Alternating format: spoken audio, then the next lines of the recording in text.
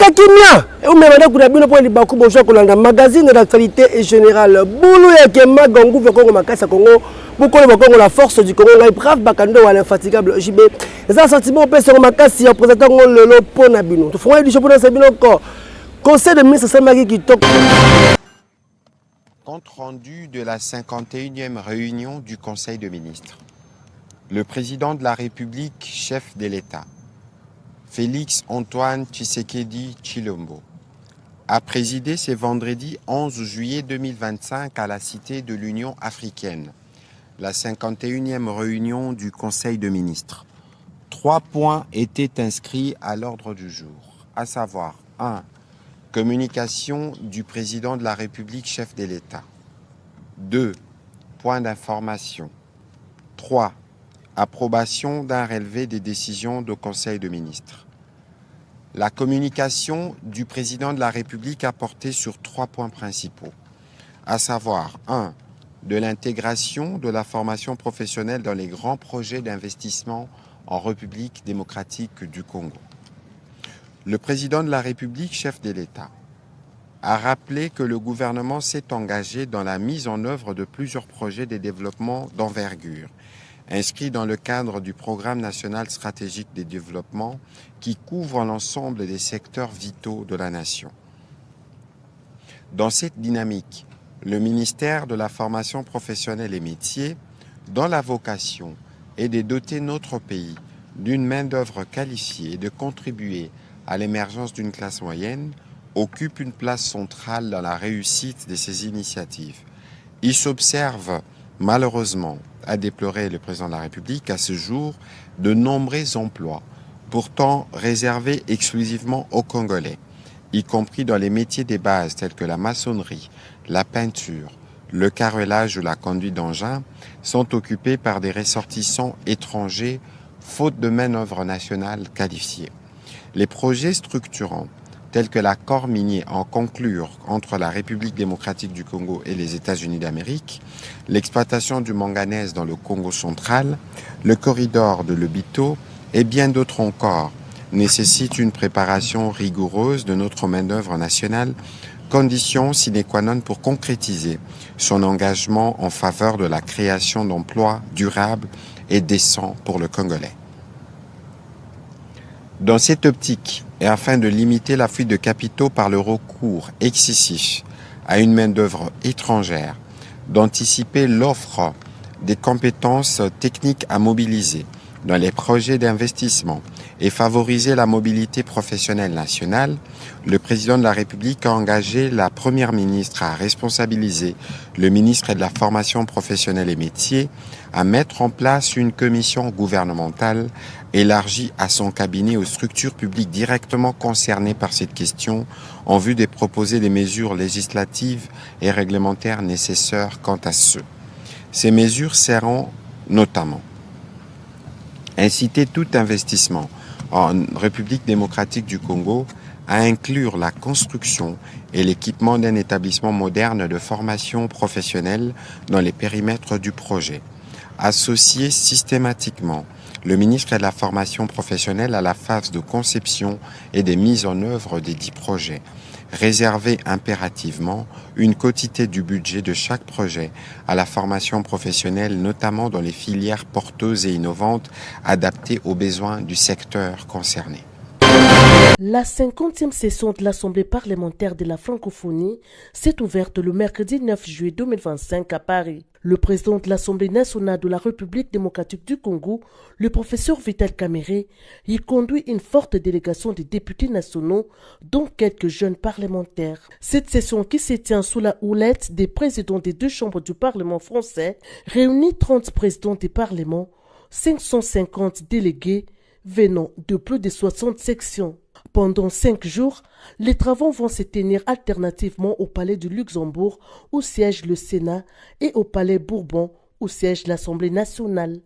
Ces assises se sont ouvertes par l'accueil des différents chefs de délégation sur les perrons du Palais du Luxembourg par Gérard Larcher, président du Sénat, bien avant la tenue d'une réunion à huis clos des membres du bureau de l'APEF, où siège le président Vital Kamerhe pour les comptes de la RDC. La République démocratique du Congo, qui a accueilli tout récemment une mission des bons offices de la PEF sur la crise entre la RDC et le Rwanda, sera encore d'actualité au cours des assises qui se tiennent à Paris, dont les différents travaux vont se focaliser sur des sujets liés notamment à la crise politique et sécuritaire dans l'espace francophone, l'égalité des droits, la protection des femmes dans les conflits armés, la lutte contre la délinquance financière et la criminalité organisée, ainsi que la lutte contre la désinformation. Dans un monde où de plus en plus beaucoup de pays font l'option du repli sur soi-même, l'APF croit au multilatéralisme. C'est en cela que la rencontre à Paris est en même temps une rencontre qui nous permet d'échanger sur la force du multilatéralisme. Cette force du multilatéralisme se décline en ces différents points tels que les défis face donc au dérèglement climatique. Donc il y a de vrais défis à relever. Et donc le défi face au dérèglement climatique, les défis face aux crises énergétiques, parce que c'est ce sont de réelles préoccupations, les défis face à la souveraineté des États, parce que de plus en plus, on note que certains États ne se sentent pas en sécurité face à des États qui se sentent parfois plus forts. Donc il faut faire valoir la Charte des Nations Unies. Et donc l'APF, à travers donc, ces parlements, doit pouvoir donc faire de la Charte des Nations Unies le socle de sa vision, le socle de sa démarche au plan donc du respect des souverainetés d'État. Aussi, avant donc échanger sur la situation politique de certains États. L'Afrique de l'Ouest, vous savez qu'on a encore certains pays qui n'ont pas renoué avec la normalité constitutionnelle, mais qui n'en demeurent pas moins des pays qui pratiquent la même langue que nous, des pays qui ont la même culture que nous, la même histoire. Donc voilà en gros, et nous avons terminé avec donc la crise rwandaise, RDC Congo, qui vient de connaître un début de solution avec la signature faite aux États-Unis. Mais l'APF considère qu'au-delà de la signature, il y a les modalités pratiques qui doivent donc être mises en place. Ce sont les déclinaisons de cette signature doivent donc pouvoir apaiser les deux peuples. Parce que ce que nous recherchons, c'est la paix des deux peuples et que chaque peuple retrouve donc la plénitude de sa souveraineté pour l'épanouissement donc des différents peuples, tout en gardant le principe de la fraternité qui fonde donc l'espace francophone et qui nous rassemble et qui nous unit. Cette session penchera sur la question sécuritaire en République démocratique du Congo, tenant compte des avancées diplomatiques actuelles.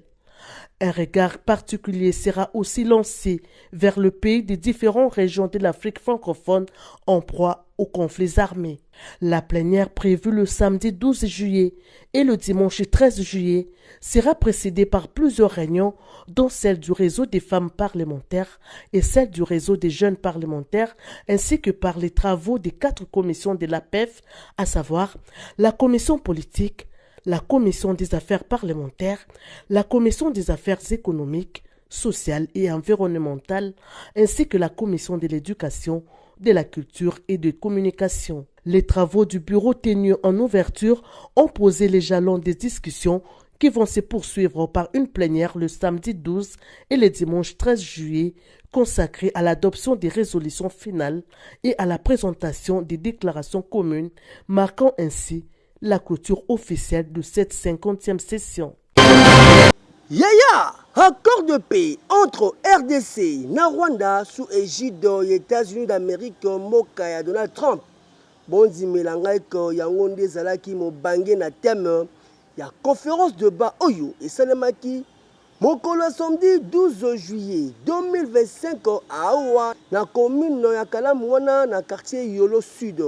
Et pas ya jeunesse ya UDPS funa ya président Joël Bokuka pe mwana mboka Awazi Ngandu avec invité de marque le coordonnateur ya Congo Conscience mwana mboka Prince Mukendi, le jeune qui fait parler les autres. Nyoso liboso et ba combattant pe ba combattante oyo bazalaki ebele présent barépondaki favorablement mpona koyoka message ezalaki nde likambo ya kovulgariser accord ya kimia oyo ezalaki signé le 27 juin 2025 na mboka États-Unis d'Amérique epai ministre ya affaires étrangères Thérèse Kayikwamba mpe koluka ndenge nini jeunesse akoki kobénéficier na yango après hymne national mpe hymne ya parti nde ezalaki nde ere ya badiscours ezalaki ya mvula mpona koexplike importance ya accord yango mpe bazie question réponse ezalaki au rendez-vous kaka ndenge bozomona bilili borateur babetaki yango dada boyoka ndenge mwana mboka Awazi Ngandu alisaki loseba mpe invité de marque mwana mboka Prince Mukendi alobaki jeune ya funda oyo tozwaki awa oyo nyonso ebimi etikali wana na biso oyo tomona lelo tokozonga na matambo toyebisa bato boye bomoni eloko oyo motuki ngani alobaki parceke tozala na tobitu na biso moko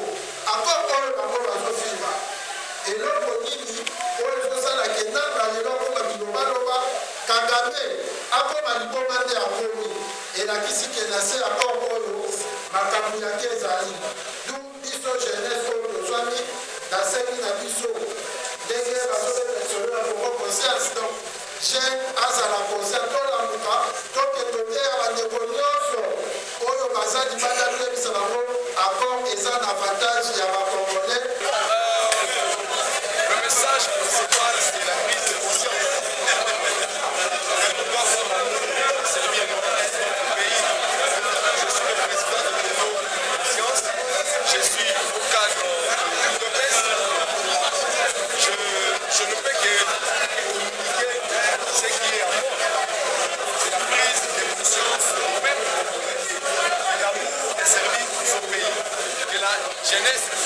s'élève, la jeunesse prenne conscience que le pays aille. Hey, sengeli boye bape kokangako. Vulgarisation ya corps ya pe oyo ekosuka kaka awa te na kalamu o ezali commune pilote kasi jeunesse yi de pes funa bakosala tournée ba commune oyo etikali pourquoi pas ba province ya République démocratique du Congo latina ya kobeta teke na etali diplomatie agissante oyo chef de l'État Félix Antoine Tshisekedi Tshilombo à mettre en place et commis réaliser guerre et Sili sans armée kasi na stratégie na stylo Kidimi mon mère tikane bisayoko c'est le UDPS l'unité résidentielle et salaki mo bangen élection pour na kobimisa bureau ya comité exécutif oyo bako kombela idéologie à cellule oyo avec partenaire na idéologie bako désormais ezali nde maman présidente Titina Mitwana nde akomi présidente après élection oyo esalemaki lors ya réunion hebdomadaire oyo esalemaka chaque dimanche dans différentes cellules kasi awa na cellule UDPS limité résidentielle ezalaki nde mobange na cérémonie oyo bureau ya comité provisoire ya cellule elongo na bureau ya CEP bazalaki wana pour organiser l'élection kaka bozomona bilili sur 87 électeurs oyo bazalaki entendu beba comme présidente azwaki 49 voix p atikaki ndeko Kasumba na 21 voix kasi beba ko électeur oyo bavotaki ezalaki ba membre cellule oyo bazalaki présent na 3 précédentes réunions oyo salemaki selon critérium oyo président ya bureau ya CEP mwana mboka Polydor alakisaki na bazalaki wana prison pe élection seulement kitoko botala ndenge ba électeur o bazé ba membre ya cellule bazuleka moko ba remplir ba formalité bazou bulletin de vote ba voter ba introduire na urne après quelques temps ba les na dépouillement ba contact kitoko pe ba publier maman Titina Mitwana présidente boka ndenge quelques membres ya bureau ya CEP président comité provisoire na moko maman Titina mitwana ndenge baleseki doseba na miko ya bulu ekemag. Lelo oyo je crois que mitema na biso eza kokita parce que mission na biso accompli, objectif but atteint ya ke lelo to salisi ba élection longonya na comité ya commission électorale permanente na musala nyonso basali dans toute franchise sans parti pris par rapport ya ba condition pe ba critères nyonso. Lelo oyo na lisungi na Nzambe toza na comité oyo tozotikela bino. Je crois qu'à partir de dimanche prochain biso toyaka ba visiteurs pour koyebisa bino au revoir totikeli bino mama mokonzi na équipe na ye ndenge bakotikala ko travailler et c'est vraiment pour na biso nyonso parce que makambo nyonso eleki malamu. D'abord, en premier lieu, le bureau de la CEP qui a eu la patience pendant toute cette journée, qui nous a supportés d'une manière ou d'une autre. Après, je remercie également le bureau de crise qui nous a fait acheminer de là où on était jusqu'aux élections. En tout cas, grand merci. Et donc, je remercie tous mes électeurs. Les électeurs, on a gagné un soba, on a soba poninga. En tout cas, on a remercié Bino. Merci pour notre lingo bolakisi. Merci, merci, merci. Donc, on a vendredi, la fédération, on a lemba. Et pas mon continent, on a surtout, il y a un bande, qu'on peut s'abisso, mikanda. Bon, Seigneur, que d'accord. L'élection, M. Selemaki, premier vice-président, la deuxième vice-président, Kassi, Zaki des instances pour le OPA, la élection, fédération, il y a UDPS, Mwamba, ou Lemba, Bako, confirmé, maman, présidente Titina Mitwana, mon vendredi. Et ça lit bien, bien ma casse.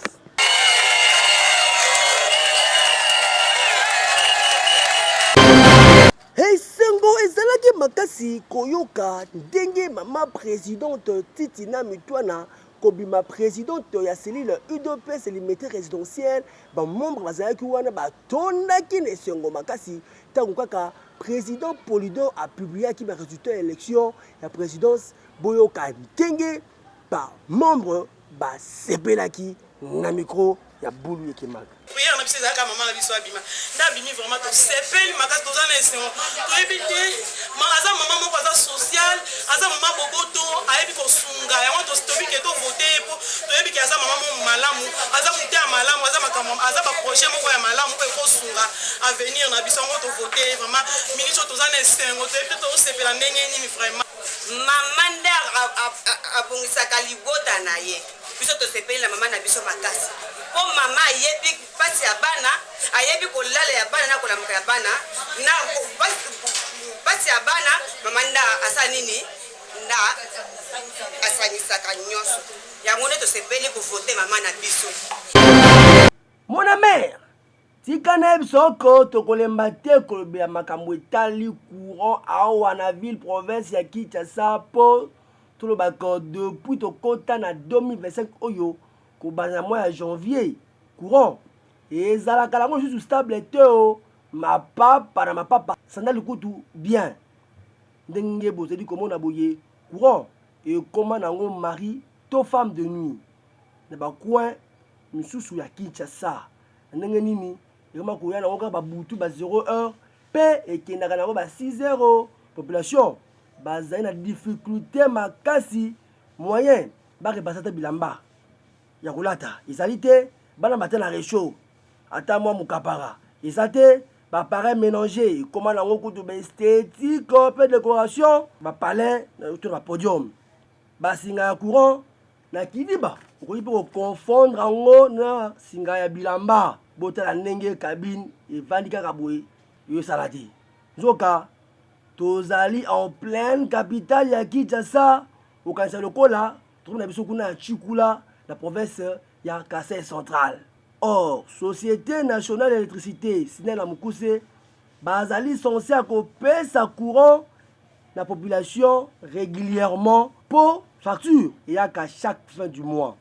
Oyo ezali rôle na bango en tant que service public ya l'état na principe bango fondamental ya équité pe ya continuité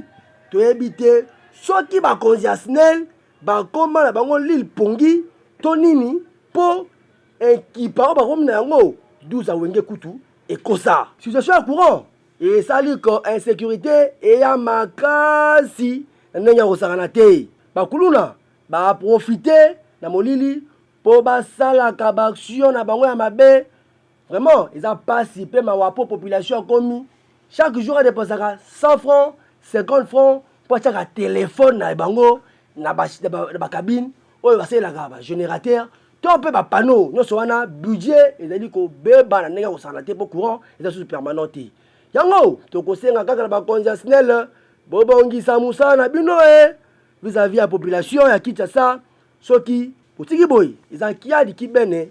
po ya boy bozo répondre te na vision chef de l'état ya ko pesa ka population courant ndenge loba na service public na principe dango fondamental ya équité na ya continuité et okani mon mère asangisi ba chef d'établissement ya école publique peu privée ya Bumbude pour na konsolana bango mokolo vendredi 27 juin 2025 yenani la compétence bien définie le sous-prophète de ya Bumbude mwana mboka Billy Osako na mobange na réunion ya clôture ya année scolaire 2025 awa na siège ya Espoul ya Bumbude azaki moko te to bonaki présence ya monsieur Nzao Massampu Gabriel on dit président ya Asonepa chef d'antenne ya Cerny mwana mboka Martin pe chef d'antenne ya Dinakopé mwana mboka Jonas ya Bumbu awa balobelaki ba sujet ya ndenge na ndenge lokola clôture ya année scolaire 2024-2025 revue annuelle des performances rap oyo ba betaki c'était ba école nyonso ba sengeli ko présenter yango pe na au cours ya réunion wana mwana mboka Nzao Massampu Gabriel président à son pas à salaki lecture pour na kopesa la différentes dates oyo ba chef d'établissement ba sengeli ko présenter rap auprès ya sous-prophète né zaki mbula ya ba question j'ai question réponse ndenge osanati boye ba lisusu que sous-prophète ya Bumbude Billy Osako alobelaki interdiction ya vente ya Lacoste oyo komi lokola campagne électorale de l'école pour les finalistes ezala ya ENAFEP ENASOSP pe 4 jours oyo ba promoteur ba miko obligé bana ba soma ba polo wana alobi plus question école ko senga bana ba soma ba Lacoste pour cela ba épreuve ba ko sanctionner bango ndenge ya ko sakanate pe obligé ki tenir bakolata ezala ya bleu blanc vraiment et ça là qui bien na ndenge ya ko sakanate boyo katanga bimaki ndenge yemoko le sous-prophète ya Bumbude mwana moka Billy Osako alisaki le seba na micro ya Bulu Yeke Mag. Vous savez que chaque fois sorti au commune à fait année il fallait présider une réunion pour éclaircir ma chef d'établissement ce qu'il doit faire. Donc faire à clôture ya année nyonso ezalaka na rapport oyo moki kopesa ba chef d'établissement pour instruire bango po baye bandenge ya kosala mosala bamikonzi balobi que il faut qu'on veille parce que baekole ebele bakomi kosala mobongo or ekole eza mobongo te bakomi kotravaille kosala bakolo po makombo ya baekole po batekelaka bapara bakolo wana epuis bazotekela bango na prix nini $10 na promo donc eza active président de la son excellence monsieur Félix Tshisekedi a interdit que olingi koyoka eloko wana. Hey, tout est bien qui finit bien année scolaire 2024-2025 awa na Bumbude il est kani kitoko avec un partenaire na idéologie pour aider. Kombo na ye Sarah mwana mwasi obofili komona boye aboti bana mapasa misato mokoka bonzi melangai incroyable mais vrai avant na awa na veni Kimangunu na commune ya Limete na quartier Mombele kasi azali ko vivre ba condition ya mabe na ko sakana te bota place azali kolala eza na ciment pasi na mawa bana pe wa boti aza ko kemba po aebite ye ko veuve aboko la bana ndenge nini po selon ma information to dit que akimaki na guerre ya mobondo aza sinistre kasi papa na ye mama na ye mpe bakufaki na guerre wana mobali kutu amonake aboti macondition kitoko kasi bana oyo misatu oyo mwasi moko mibali mibale oyo ayebi te akolela epa nani nde alanse loseba akutanaki na bulu ekemag nde alobi bosunga ye boka ndenge bato basexprimaki mpona bakonzi bayoka loseba bakoede mama Sara.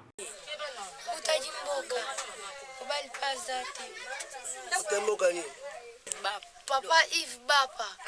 nazalanga mambo ya fondation na ote nakimaki mobondo na ya na boti bana misatu mena asenga lisungi ntakosunga ngaza te na yoka sango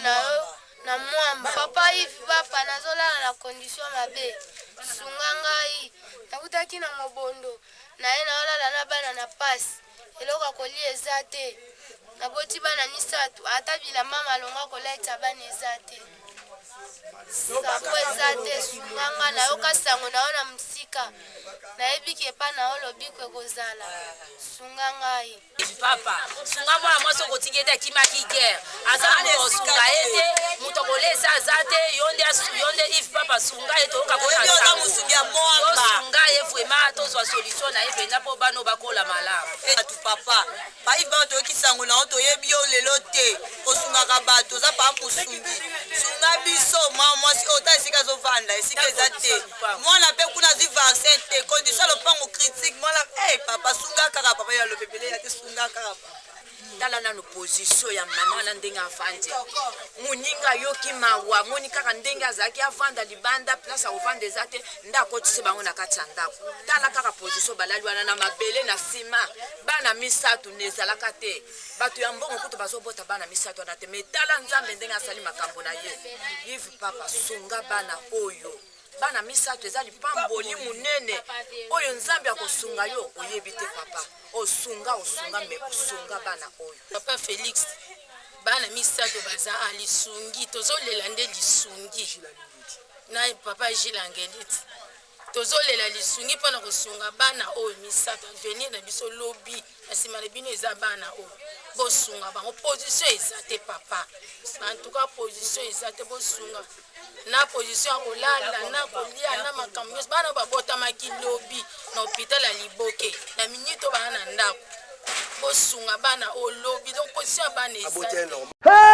hey baloba na Biblia que celui qui donne aux pauvres prête à Dieu parce qu'il y a plus de bonheur à donner qu'à recevoir bakondi boyo ki mele ya batu bazeli kolola pona kaya mama Sara aboti bana misato mokoka soki boyo ko salisa ye ekozala srebele ndenge osala te po porte eza ofungwama oyo akoya liboso nzambe kopambola ye eyokani yeya ndenge baloba article 15 de prier pour vivre botala jeune garçon oyo aboya na ye kosimba machette aboya na ye kobotola bato bamongo kasi apona na ye musala ya kotekaka badendo na ndenge kosakana te awa na quartier Mombele na avenue Nguya bodimelanga ke garçon oyo ezali musala na ye ya kala po akataka pongi 5 heures akei na marché azwi dendo pe baposo kitoko aye apelisi moto na ye abandi kopupola ono ozali komona boye asilisi atandi plateau pe abandi koteka yango population balela dendo na ye kitoko po yeye atia baepice nyonso na ndenge ya kosakana te selon bainformation ezali ke jeune garçon oyo azwaki financement epa honorablement comme Yves Papa oyo apesaki ye mwa chweke pour que avivre kitoko pe azali toujours kolinga kobakisa susu capital pour que badendo oyo ekanga mesa mobimba pe e prolonger pour population bazala toujours na besoin atekela bango dendo ya moko ezalaka bango osuba dendo boye yango esili bareketaka makasi boka ndenge ye moko alisaki loseba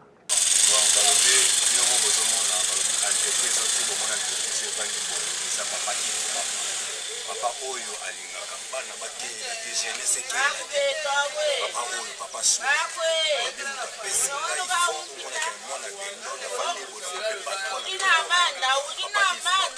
papa ive baba apesi nga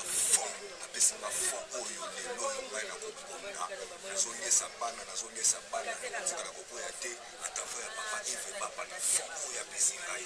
Papa Yves Bapa, Nzamba Sunga Papa, génération à génération, Nzamba Sunga Papa, na évité na kopesa olingi Papa. Jeunesse mobimba na maboko na yo, moamba yo surtout Papa.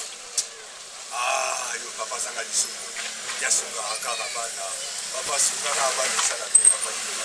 Les 40 sont quittes dans la messe édite comme la souka présentation magazine d'actualité générale Boulou et Thomas Gongou fait Congo Makasa Congo beaucoup de Congo la force du Congo est brave Bakando l'infatigable Jubé Nazaki la sentiment personne Makasi représentant le Ponabino et je sais même qui toko avec un partenaire de loger par Giovanni Ndoluka Posta et Shima Ouaza toujours le réalisateur, le rôle dans l'ombre, Bouébakot, PC Balongo, félicitations à la Bisso Mouimba. Vraiment, pour tout le balanana, Madame Mylène Mbouyi, Oyo, désormais, comme Madame Eshima, Nanenge, Yakosakalate, voisin, et Pessazou à terre pour te récupérer déjà bon pour Oeza Masso, la Bisso, qui est dans le Tinali.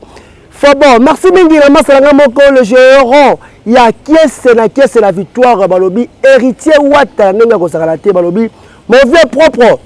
Papa Edi Louawa, Kuna na Bumbu Balobi, espace noble de Dubaï, ils ont besoin de se déstresser. Stress, il y a lundi, qui est Kuna na Mobange na soirée, pesa sentiment, o mela olia na ndenge o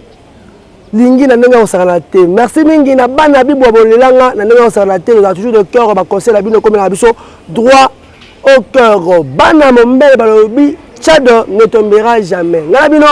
tu côté mon côté